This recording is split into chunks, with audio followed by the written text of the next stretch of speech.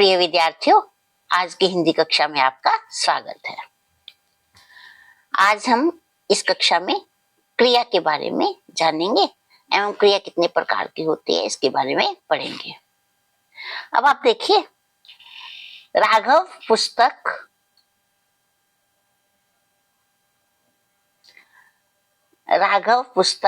और मैंने इसके आगे जगह छोड़ दी, तो सीता खाना फिर जगह छोड़ दी, तो हमें ऐसा लगता है कि यहाँ पर कुछ तो होना चाहिए ना, ऐसा कि यहाँ पर जो पूरा नहीं है। तो ध्यान से सोचो कि क्या पूरा नहीं है। राघव पुस्तक पढ़ता है। पढ़ना क्या है? ये किसी कार्य को बोध करा रहा है, तो इसमें क्या वंचित है, क्या नहीं लिखा हुआ? कार्य नहीं लिखा हुआ। सीता खाना, क्या खाना? खाना खा रही है। तो खाना खा रही है, पुस्तक पढ़ता है, इसमें पढ़ता है और खा रही है। ये शब्द क्या है? क्रिया शब्द होते हैं। अब क्रिया शब्द क्या है? जो काम है। जैसे मैंने बोला पुस्तक पढ़ता है, ये काम है ना। सीता खाना खाती है, ये काम है ना। तो ये जो काम वाले शब्द हैं, इन्हें हम कहते हैं क्रिया शब्द। अब कुछ क्रियाएं ऐसी हैं जो हम करते हैं, जो हमारे द्वारा की जाती हैं, और कुछ क्रियाएं ऐसी हैं जो हम करते नहीं, अपने आप ही हो जाती है। हम देखते हैं प्रकृति के द्वारा हो रही है या अपने आप जो हो रही है, उनको कह देते हैं क्रिया का होना। जैसे पहले देखते हैं कि हम कर क्या रहे हैं। तुम सब खेल रहे हो। कौन खेल रहा होगा? बच्चे खेल रहे होंगे ना। तो ये कौन खेल रहा है? बच्चे। अमन दूध पीता है, पता लग रहा है कौन दूध पीता है? अमन दूध पी रहा है। मैं खाना खा रहा हूँ, मेरे द्वारा ये काम हो रहा है। रवि दौड़ता है, ये काम रवि द्वारा हो रहा है। लेकिन कुछ काम जो है वो अपने आप होते हैं। जैसे वर्षा हो रही है, अब वर्षा को मैं या तुम तो नहीं कर रहे ना, वर्षा अपने आप हो रही है ना, तो ये होना है अपने आप। बादल छा गए हैं, नदी में पानी बह रहा है, वह सुंदर है। इन सब में क्या है? सुंदरता हमने तो नहीं बढ़ाई ना, अपने आप होने का भाव है ना। बह रहा है, छा गए हैं, वर्षा हो रही है, इसमें ये सब क्या है? हमारा कौन सा भाव दे रहे हैं? होने का भाव। तो क्रिया क्या होगी? क्रिया जिन शब्दों से किसी काम के करने अथवा होने का बोध होता है, उन्हें क्रिया कहते हैं। खेल रहे हो, इससे करने का भाव हो रहा है ना। और हो रही है, इसमें अपने आप होने का भाव हो रहा है। तो जिन शब्दों से किसी भी काम के करने या होने का पता चले, उसे हम क्रिया कहते हैं। अब क्रिया में क्रिया शब्द का अर्थ, क्रिया शब्द संस्कृत का है ना, तो इसमें क्रिया का अर्थ क्या है? करना। क्या होता है? करना। क्या करना? काम करेंगे ना, तो ये क्रिया शब्द है। अब हमारे लिए क्रिया पढ़ते समय धातु के बारे में जानना जरूरी है। मैंने सर्वनाम में आपको बताए थे कुछ मूल शब्द, जैसे मैंने बोला था मैं, और फिर बोला था कारक के साथ मिलके बन गया मैंने, मेरा, मुझे, हमारा। तो मूल मैं नहीं बदल रहा, मगर उसके साथ क्या है? कई शब्द जो है कारक चिन्ह लगने के साथ अलग अलग रूप ले रहे थे, यौगिक रूप ले रहे थे। इसी तरह से क्रिया का मूल रूप क्या कहलाता है? धातु कहलाता है। अब धातु के साथ प्रत्यय, प्रत्यय क्या होता है? जो पीछे लगता है, जो शब्दांश अंत में लगता है किसी शब्द के, और क्रिया का जो है वो परिवर्तन कर देता है क्रिया के शब्द में। धातु के साथ प्रत्यय लगकर अन्य क्रिया शब्द बनते हैं। जैसे देखो, लिख अपने आप में एक धातु है। अब लिख से कई शब्द बन जाएंगे, जैसे लिखना, लिखूंगा, लिख अपने आप में धातु है ये तो। लिखता, लिखो, लिखिए, लिखेगा, तो ये सब क्या है? हमारे क्रिया शब्द बन जाते हैं। किससे बनने? लिख से। ऐसे पढ़ है, तो पढ़ धातु से क्या बनेगा? पढ़ना, पढ़ूंगा, पढ़ता है, ये सब क्या हो जाएंगे? इसके क्रिया शब्द बन जाएंगे। अब क्रिया देखिए, क्रिया को विभाजित करने के लिए दो आधार है, दो तरीके से हम क्रिया को वो विभाजित कर सकते हैं, अलग अलग रूपों में पढ़ सकते हैं। पहला है कर्म के आधार पर, और दूसरा संरचना एवं प्रयोग की दृष्टि से। सबसे पहले हम कर्म के आधार पर क्रिया के भेद पढ़ते हैं, अकर्मक क्रिया और सकर्मक क्रिया। इससे पहले कि मैं आपको अकर्मक क्रिया और सकर्मक क्रिया के बारे में बताऊं, हमारे लिए ये जानना जरूरी है। एक वाक्य है हमारे पास, रोहन गिटार बजा रहा है। ये हमारे पास एक वाक्य है। गिटार बजा रहा है, कौन बजा रहा है? रोहन। तो जो काम कर रहा है उसे हम क्या कहते हैं? कर्ता। क्या बोलते हैं हम? कर्ता। रोहन क्या हो जाएगा? करता, क्योंकि रोहन ये काम कर रहा है। क्या काम कर रहा है? गिटार बजाने का, बजा रहा है। ये क्या है? हमारा काम है। ये कौन सा शब्द हो गया? हमारा क्रिया शब्द हो गया, बजा रहा है। अब गिटार, गिटार क्या है? हमारा एक ऑब्जेक्ट है, जिसे इंग्लिश में मैं कहूंगी और हिंदी में क्या कहेंगे हम?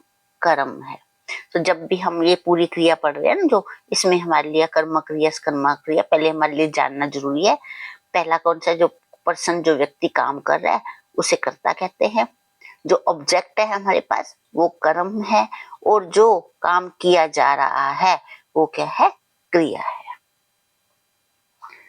अब पढ़ते हैं अकर्मक क्रिया। अब देखिए बच्चे, कर्म, कर्म ही पूजा है। जब हम सुबह उठते हैं, उठने से लेकर रात को सोने तक, बीच में हम क्या कर रहे हैं? कर्म कर रहे हैं ना, हम अपने अपने कर्म कर रहे हैं। बिना कर्म के तो दुनिया गतिशील नहीं होगी, रुक जाएगी। अकर्मक क्रिया में, अ का मतलब मैंने आपको पहले भी बताया था, अ का शब्द का मतलब हम नहीं से लेते हैं। क्या नहीं है इसमें? कर्म नहीं है। नाम से ही पता लग रहा है, वो वाली क्रिया जिसमें कर्म नहीं है। तो कर्म नहीं तो किस पर फर्क पड़ेगा? काम तो हो रहा होगा ना, क्रिया है, काम हो रहा है, तो काम का फल किस पर पड़ रहा है? इसका मतलब कर्ता पर पड़ रहा है। कर्म नहीं है तो कर्ता पर पड़ रहा है। दूसरी इसकी आसान आसान तरीका बताती हूँ मैं। जब भी हमारे पास अकर्मक या सकर्मक क्रिया सामने पड़ी हो, तो हमने दो क्वेश्चंस देख लेने हैं। कौन कौन से? पहला, किसको या क्या। इन दोनों प्रश्नों के उत्तर मिल रहे हैं। अगर मिल रहे हैं तो सकर्मक, नहीं मिल रहे तो अकर्मक क्रिया। जैसे कशिश हंस रही है। अब प्रश्न, क्या हंस रही है? नहीं, कोई इसका उत्तर नहीं बन पाएगा। कशिश हंस रही है, कशिश क्या हंस रही है, नहीं बन रहा ना, तो कौन सी क्रिया कहलाएगी? ये अकर्मक क्रिया। चिड़िया उड़ रही है, क्या उड़ रही है या चिड़िया किसको उड़ रही है? ये तो प्रश्न ही बड़ा अटपटा लग रहा है, तो हम इसे क्या कहेंगे? अकर्मक क्रिया। अब मैं कोई चिड़िया आकाश में उड़ रही है, तो आप कहोगे ये क्या हो गया? आकाश में मतलब कहाँ उड़ रही है? इसमें क्या और किसको का कोई उत्तर नहीं है, तो वो भी अकर्मक क्रिया कहलाएगी। सूरज उग रहा है, अपने आप होने का भाव हो रहा है, इसमें उग रहा है, अकर्मक क्रिया। मनोज सो रहा है, क्या सो रहा है, किसको सो रहा है? प्रश्न का उत्तर नहीं है। मोर नाचता है, इसमें नाचता और है क्या है? हमारी अकर्मक क्रिया। बालक दौड़ रहा है, बालक सड़क पर दौड़ रहा है। अब इन दोनों वाक्यों में देखो, बालक दौड़ रहा है, दौड़ रहा है, क्या दौड़ रहा है? नहीं उत्तर है। किसको दौड़ रहा है? नहीं उत्तर है। सड़क पर दौड़ रहा है, तो उसमें हमारा क्वेश्चन होगा कहाँ दौड़ रहा है? हमें कहाँ से कोई मतलब नहीं है, हमको तो किसको और क्यों क्या देखना है। तो इसका मतलब यह भी कौन सा हो गया? हमारा अकर्मक क्रिया। शेर दहाड़ता है, कोयल कूकती है। अब एक और बात देखिए, पहला तो ये क्या और किसको का प्रश्न का उत्तर नहीं मिल रहा, तो ये अकर्मक क्रिया। दूसरा, इसमें हम कैसे जान सकते हैं? इसमें देखो, मैंने बोला क्रिया का फल कर्ता पर पड़ता है। अब जोर किस पर पड़ रहा है? किसके ऊपर सारा फोकस हो रहा है? कशिश हंस रही है, हंस रही क्रिया, किसके ऊपर जोर पड़ रहा है? कशिश पर पड़ रहा है ना, कशिश हंस रही है ना। मनोज सो रहा है, कौन सो रहा है भाई? मनोज। किसके ऊपर सारा असर हो रहा है सोने का? हमारे मनोज पर हो रहा है। कौन नाचता है? जोर किस पर पड़ रहा है? मोर पर पड़ रहा है, मोर नाच रहा है, वही थकेगा नाच नाच कर। तो हम इसे कहेंगे जिसमें क्रिया का फल, क्रिया कौन सी है हमारी? दौड़ रहा है, दौड़ रहा है, कौन दौड़ रहा है? बालक। किस पर जोर पड़ रहा है? बालक पर जोर पड़ रहा है ना, तो बालक हमारा क्या हो जाएगा? ये हमारा कर्ता हो जाएगा। और दौड़ रहा क्रिया, तो क्रिया का फल किस पर पड़ रहा है? बालक पर। दौड़ रहा का जोर किस पर पड़ रहा है? बालक पर। तो इसलिए इसको हम कहेंगे कर्ता बालक है और दौड़ रहा है हमारी अकर्मक क्रिया है। मैं मथुरा से आया हूं, ये प्रश्न मैंने तुम्हारे लिए रखा है, जरा इसके बारे में सोचो। इसमें अकर्मक क्रिया कैसे हुई और कौन सी है? अब हम बात करते हैं सकर्मक क्रिया की। स का मतलब सहित, कर्म जिसमें कर्म है। अकर्मक, अ का मतलब नहीं, जिसमें कर्म नहीं है। सकर्मक, सहित, कर्म सहित जिसमें कर्म है। फिर वही बात, किसको या क्या लगाकर हमें उस प्रश्न का उत्तर मिल जाता है, तो वह सकर्मक क्रिया है। मैंने पिछले में अकर्मक में बताया था कि क्रिया का फल किस पर पड़ रहा है? हमारे कर्ता पर। कर्ता कौन है? जो काम कर रहा है। लेकिन इसमें कर्म पर पड़ रहा है। कर्म क्या है? जो ऑब्जेक्ट है उसे हम क्या देते हैं? एक कर्म है। अब देखिए, विक्रम आम खा रहा है, खा रहा है, ये तो होगी हमारी क्रिया। ये काम हो रहा है, कौन सा काम हो रहा है? खाने का काम हो रहा है, खा रहा है। अब क्या खा रहा है? प्रश्न है क्या खा रहा है। हमें पहले प्रश्न में उत्तर मिल गया, आम खा रहा है। तो कौन सी क्रिया होगी हमारी? स्कर्मक क्रिया होगी। दादी माँ रामायण पढ़ रही है। दादी माँ क्या पढ़ रही है? रामायण। आंसर मिल गया। तो हम कहेंगे ये कौन सी होगी? स्कर्मक क्रिया। हमने उत्तर ढूंढना है, क्या यहाँ किसको क्या। चंचल खाना बनाती है। क्या बनाती है? खाना। अब देखो ये सारे खाना, रामायण, आम, ये सब क्या है? निर्जीव चीजें हैं। ठीक है जी। अब बिल्ली दूध पी गई। पी गई क्या है हमारा? देखिए, पी गई होगी हमारे क्रिया शब्द। क्या पी गई? दूध, है ना। तो दूध क्या है हमारा? कर्म। दूध क्या है? कर्म। आम, रामायण, खाना और दूध, ये सब क्या है? हमारे कर्म है। तो इसलिए हम इसे कह देते हैं, प्रश्न का उत्तर मिल रहा है, क्या पी गई? दूध पी गई। कौन सी क्रिया होगी? स्कर्मक क्रिया। अगला ध्यान से देखते हैं, माली कर्ता, फूल, फूल क्या है हमारा? कर्म। तोड़ रहा है क्या है हमारी? क्रिया। क्रिया का फल किस पर पड़ रहा है? कर्म पर, क्योंकि क्या टूट रहा है? क्या तोड़ रहा है? वो फूल तोड़ रहा है ना। एक चीज और देखिए, आम खा रहा है। आम खा रहा है तो हमारे आम जो है खाते खाते क्या हो गया? आधा आम खत्म हो गया। खत्म होने की बात हो रही है, रामायण पढ़ रही है, जितने कुछ पेजेस पढ़े गए, मतलब ये काम कुछ कंप्लीट होने जा रहा है ये वाला। खाना बनाती है, खाना बनने को है। दूध पी गई, सारा दूध खत्म हो गया। फूल तोड़ रहा है, टूट गया फूल, काम खत्म। राम ने रावण को मारा, रावण मर गया, ये क्या है? कर्म। कौन मरा? रावण मरा। जोर किस पर पड़ा? रावण पर पड़ा। तो इस तरह से ये सब क्या होगी? हमारी स्कर्मक क्रिया।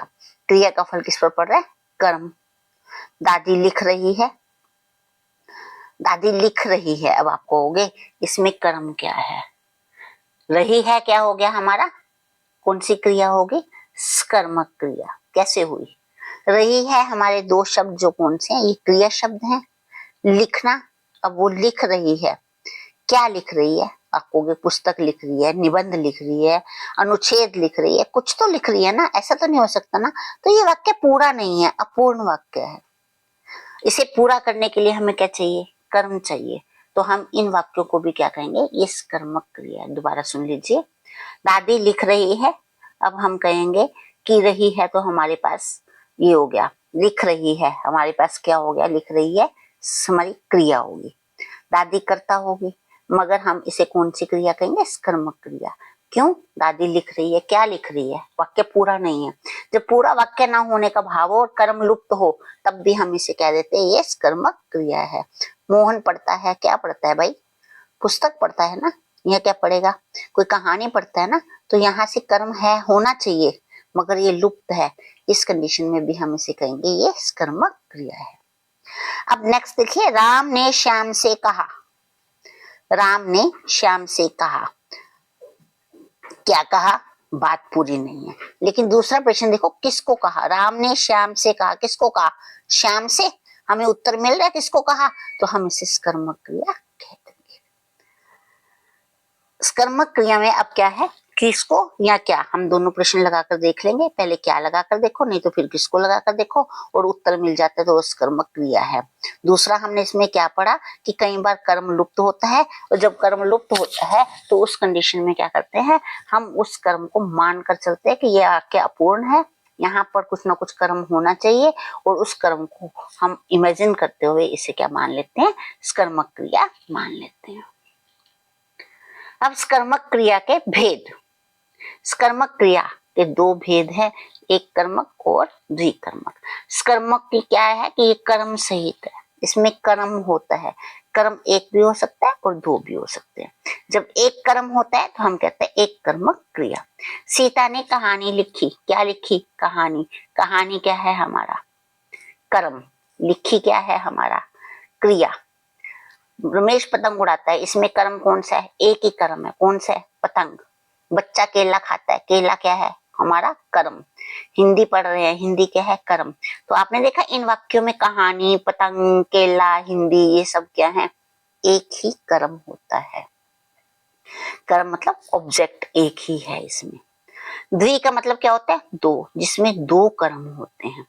जैसे अध्यापिका विद्यार्थियों को हिंदी पढ़ाती है, वही वही सिस्टम शुरू करो, क्या और किसको। पहला है क्या पढ़ाती है, अध्यापिका विद्यार्थियों को क्या पढ़ाती है, हिंदी, हमें पहले प्रश्न का उत्तर मिल गया। दूसरा है किसको पढ़ाती है, विद्यार्थियों को, तो हमें कर्म कितने मिल गए इसमें, 2। दोबारा देखिए, इसमें अगर मैं कहती हूँ अध्यापिका हिंदी पढ़ाती है या विद्यार्थी हिंदी पढ़ रहे हैं, तो कर्म 1 है, पढ़ रहे हैं क्रिया है, विद्यार्थी क्या है हमारा कर्ता। कर्ता एक कर्म और क्रिया शब्द है। यहाँ पर क्या है, अध्यापिका क्या पढ़ाती है, हिंदी, एक कर्म हो गया। किसको पढ़ाती है, विद्यार्थियों को, 2 कर्म हो गया। 2 का मतलब द्वि, तो कौन सी क्रिया होगी, है द्विकर्मक क्रिया। माँ बच्चे को केला खिलाती है, वैसे ही क्या खिलाती है, केला। किसको खिलाती है, बच्चे को, कितने कर्म हो गए, 2। दादाजी ने क्या सुनाई, कहानी, किसको सुनाई, बच्चों को, कितने कर्म हो गए, 2। तो जब 2 कर्म होते हैं हम इसे क्या बोल देते हैं, द्विकर्मक क्रिया। कर्म का होना सकर्मक क्रिया, और कर्म 1 है तो एक कर्मक क्रिया, 2 है तो द्विकर्मक क्रिया। अभी हमने जाना कर्म के आधार पर अकर्मक और सकर्मक। अ का मतलब कर्म नहीं, सकर्मक का मतलब स का मतलब कर्म है। अब हम पढ़ेंगे प्रयोग और संरचना के आधार पर क्रिया के प्रकार, या रचना के आधार पर क्रिया के भेद भी कह देते हैं। पहला कौन सा है हमारा, सामान्य क्रिया। दूसरा संयुक्त, तीसरा नाम धातु क्रिया, चौथा प्रेरणार्थक क्रिया, और 5वां है हमारा पूर्वकालिक क्रिया। सबसे पहले जानते हैं सामान्य क्रिया क्या होती है। सामान्य, आप वैसे सुनो जनरल, जनरली क्या होगा, एक ही का कर्म होगा इसमें। इस वाक्य में एक ही क्रिया का प्रयोग होता है। क्रिया कितनी है, 1, क्योंकि हम अब रचना के आधार पर बोल रहे हैं, तो इसमें क्रिया कितनी है, 1 क्रिया। मोहन सोया, क्रिया क्या है, सोना। कौन सोया, मोहन सोया, तो कितनी क्रिया होगी इसमें, 1 क्रिया होगी। नितिन दौड़ा, दौड़ा यहाँ पर क्रिया है। खाना खाया, खाया यहाँ पर क्रिया है। राम करता है, खाना कर्म है, खाया क्रिया है। तो इन तीनों वाक्यों में हम देखते हैं कितनी क्रिया है, 1 ही क्रिया होती है। तो जब जिन वाक्यों में एक ही क्रिया का बोध हो उसे हम कहते हैं सामान्य क्रिया। आगे देखिए संयुक्त क्रिया। संयुक्त का मतलब ज्वाइन करना, 2 चीजों को जोड़ना, 2 वाक्यों को जोड़ना। मतलब संयुक्त का मतलब जब भी शब्द सोचो तो हम सोच रहे हैं कुछ ना कुछ हम जोड़ रहे हैं, मेल कर रहे हैं। 2 या 2 से अधिक धातुओं के मेल से बनी क्रियाएं संयुक्त क्रियाएं कहलाते हैं। देखिए जी, राम जयपुर पहुंच गया, इसमें 2 क्रियाएं कौन सी है, पहुंच गया अपने आप में क्रिया है, कर रही है अपने आप में क्रिया है, खा चुका है अपने आप में। पहले हम देखते हैं राम जयपुर पहुंच गया। देखिए बच्चे, पहुंचना क्या है, क्रिया। गया कौन सी क्रिया होगी, जाना। कौन सी कितनी क्रियाएं होगी इसमें, 2 क्रियाएं होगी। दोबारा देखिए, अनु पढ़ाई कर रही है, करना अपने आप में 1 क्रिया, रही रहना दूसरी क्रिया, है होना, इसमें होने का भाव है 3, तो ये कितनी क्रियाएं होगी, 3 क्रियाएं होगी। राम खाना खा चुका है, खा चुका और है, 3 क्रियाएं होगी। तो कितनी क्रियाएं होगी इसमें, 1 2 3, इसमें भी 3 क्रियाएं होगी।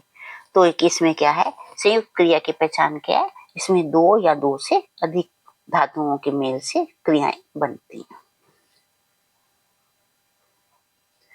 अगला है नाम धातु क्रिया। अब देखिए, पहले हम इसका उदाहरण ले लेते हैं, फिर बाद में बात करते हैं। रवि दीवार रंगने लगा है। अब देखिए, संज्ञा शब्द कौन सा है, रंग, है ना। तो रंग में हमने क्या किया, ला अंत में प्रत्यय लगा दिया। प्रत्यय पता है ना, किसी भी शब्दांश को जब हम अंत में लगाते हैं किसी शब्द के, तो हम उसे कह देते हैं कि ये प्रत्यय हो गया। अब संज्ञा शब्द रंग है, तो रंग से क्या बन गया, रंगने। हमने संज्ञा शब्द के अंत में प्रत्यय लगाया और क्रिया कौन सी बना दी हमने, रंगने। ऐसे सीता कविता दोहराने लगी है। दोहराना क्या है, अपने आप में एक विशेषण शब्द है। दोहरा से हमने दोहरा में ने लगा दिया, तो ये क्या बन गया, विशेषण शब्द से क्या बन गया, हमारा प्रत्यय लग गया और क्रिया बन गई। देखिए दोबारा, दोहरा विशेषण शब्द है और दोहरा से वर्ड्स बनते हैं ना, दोहराना, दोहराना क्या बन गया हमारा क्रिया शब्द। अपना से क्रिया शब्द कौन सा बना, अपनाना। अपना क्या है हमारा सर्वनाम शब्द। संज्ञा, अब आपके सामने सर्वनाम और विशेषण 3 शब्द लिए थे मैंने उदाहरण के तौर पर। इनके अंत में प्रत्यय लगाकर जो क्रिया बनती है उसे नाम धातु क्रिया कहते हैं। अगला है पूर्वकालिक क्रिया। नाम से पता लग रहा है, पूर्व का मतलब पहले, कालिक का मतलब समय में, जो पहले की गई है क्रिया। किस क्रिया से पहले, मुख्य क्रिया से पहले आने वाली क्रिया को पूर्वकालिक क्रिया कहते हैं। राम खाना खाकर सो गया। पहला काम क्या किया उसने, खाकर। क्या किया इसमें, खाकर, खाया, खाने का काम पहले करा। फिर दूसरा काम कौन सा करा, सो गया। तो हमने देखना है पहले कौन सा काम हुआ, पहले काम खाकर का हुआ है ना, तो हमने खाकर को क्या कह दिया, ये हमारी कौन सी क्रिया होगी, पूर्वकालिक। पूर्व का मतलब जो पहले काल में हुई है। किससे पहले, सोने का काम। इस समय राम क्या कर रहा है, सो रहा है। तो इस टाइम सो रहा है, तो ये कौन सी हमारी क्रिया होगी, मुख्य क्रिया। सोने से पहले उसने क्या किया, खाना खाया, खाना खा चुका है, काम पूरा हो चुका है, तो उसे हम कह देते पूर्वकालिक क्रिया। राम करता, खाना कर्म, खाकर क्या है हमारी क्रिया, सो गया भी क्या है हमारी क्रिया। ये क्रिया हमारी मुख्य क्रिया है, लेकिन उससे पहले होने वाली क्रिया क्या, खाकर, तो इसलिए हम इसे कहेंगे पूर्वकालिक क्रिया। अगला उदाहरण देख लीजिए। वह पढ़कर खेलेगा। बाद में खेलेगा, पहले क्या करेगा, पढ़ने का काम, पढ़कर। अब आप ध्यान दीजिए, इसमें मैंने कर लिखा, इसमें भी कर आ गया। आगे देखिए, मोहन अभी सोकर उठा है। उठा मुख्य क्रिया हो गया, सोकर पूर्वकालिक क्रिया हो गया। अनु ने देखकर निबंध लिखा। निबंध लिखा जो है हमारी मुख्य क्रिया होगी, और देखकर हमारी होगी पहले वाला काम जो उसने किया, पूर्वकालिक क्रिया। अब आप देखिए, इन सब में कर कर कर लगा हुआ है। मूल धातु में कर और कर के जोड़कर पूर्वकालिक क्रियाएं बनती है। पूर्वकालिक क्रिया का पता लग गया। पूर्व का मतलब पहले होने वाली क्रिया, जो हमारी इस समय क्रिया हो रही है, हमने उसको छोड़ देना, वो मुख्य क्रिया को छोड़कर उसमें जो पहले की क्रिया है उसकी तरफ जब हम अपना पॉइंट आउट करेंगे तो हम उसे कहेंगे ये पूर्वकालिक क्रिया है। प्रेरणार्थक क्रिया के बारे में पढ़ते हैं। यहाँ कर्ता स्वयं कार्य न करके किसी अन्य कार्य की प्रेरणा देता है। नाम से पता लग रहा है, प्रेरणा का मतलब किसी को मोटिवेट करना। मोटिवेट करना मतलब कि तुम ये काम करो, इंस्पायर करो कि ये काम करो। और उस काम को करने के लिए क्या करना पड़ता है, किसी दूसरे से काम करवाए या खुद से काम करवाए, दोनों चलते हैं इसमें। जैसे देखिए, रमेश नौकर से कपड़े धुलवाता है। किससे कपड़े धुलवा रहा है, नौकर से। कौन धुलवा रहा है, रमेश धुलवा रहा है ना। अब खुद तो नहीं धो रहा ना, इसमें दूसरों से, किसी अन्य व्यक्ति को प्रेरित कर रहा है।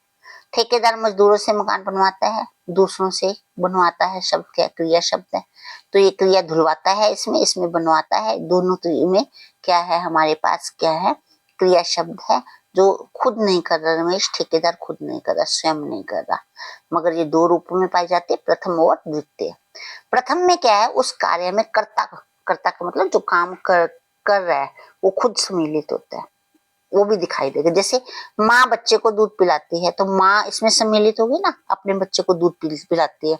जब माँ बच्चे को दूध पिलाती है तो हम इसे कहेंगे प्रेरणार्थक, प्रथम। लेकिन जब हम कहेंगे माँ नौकरानी से या आया से बच्चे को दूध पिलवाती है, किसी दूसरे को प्रेरित करके काम करवा रही है, तब हम उसे कहते हैं द्वितीय प्रेरणार्थक।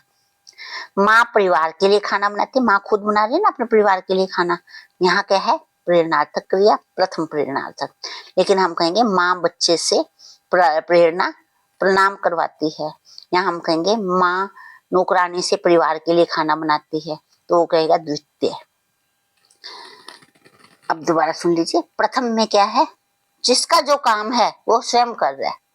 गुरुजी बच्चों को पढ़ाते हैं, खुद पढ़ा रहे हैं ना, तो हम ये क्या हो गया, पढ़ाते हैं, क्या हो गया हमारा प्रथम प्रेरणार्थक। गुरुजी मॉनिटर से बच्चों को पढ़वाते हैं, खुद ना पढ़ाकर बच्चों से पढ़वा रहे हैं, तब हम उन्हें कहेंगे द्वितीय प्रेरणार्थक क्रिया। प्रेरणा का मतलब इंस्पायर करना, किसी को भी, अपने आप को या दूसरों को इंस्पायर करके कोई काम करवाया जाए, तो हम उसे इसमें क्रिया के, काम के करने का पता लगता है कि काम हो रहा है किसके द्वारा, किसी न किसी व्यक्ति के द्वारा। माँ बच्चे को दूध पिलाती है, ठीक है ना, माँ परिवार के लिए खाना बनाती है, गुरुजी बच्चों को पढ़ाते हैं, प्रथम प्रेरणार्थक है, क्योंकि जो करता है वो अपना कार्य खुद कर रहा है, उस कार्य में सम्मिलित हो रहा है। इसमें सिर्फ एक दूसरे को कहा जा रहा है कि दूसरे माँ बच्चों से प्रणाम करते, काम कौन कर रहा है? बच्चे कर रहे हैं, मगर इंस्पायर कौन कर रही है? माँ कर रही है। प्रेरणा कौन दे रही है? माँ दे रही है। धन्यवाद। अगर आपको क्रिया आशा है अच्छी तरह से समझ आ गई होगी, और अगर आपको ये पसंद आई तो कृपया इसे लाइक करें। धन्यवाद।